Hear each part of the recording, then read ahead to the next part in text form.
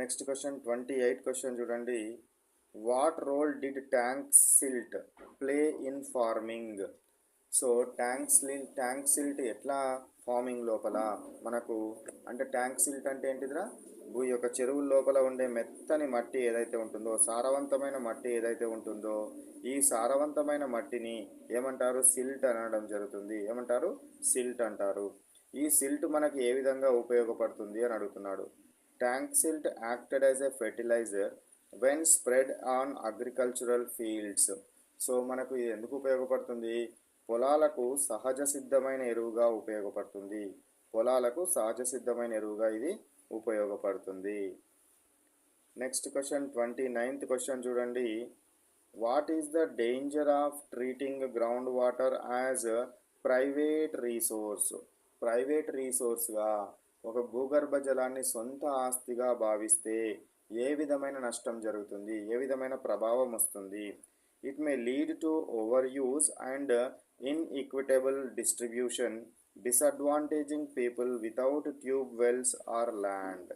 So మనకు భూగర్భ జలాలని ఎక్కువగా కనుక సొంత ఆస్తిగా భావిస్తే ధనవంతులు పెద్ద పెద్ద బోర్బావులు ఉన్నవారే నీటిని ఎక్కువగా వాడుకోవడం జరుగుతుంది. పేదలకు నీరు దక్కుతుందా? నీరు అనేది దక్కదు. ఇన్ఈక్విటబుల్ డిస్ట్రిబ్యూషన్ అంటే అందరికీ సమానంగా నీరు వచ్చే విధంగా ఉండదు పరిస్థితి.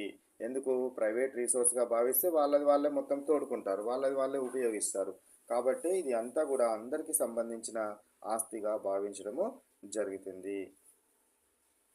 నెక్స్ట్ 30th క్వశ్చన్ చూడండి.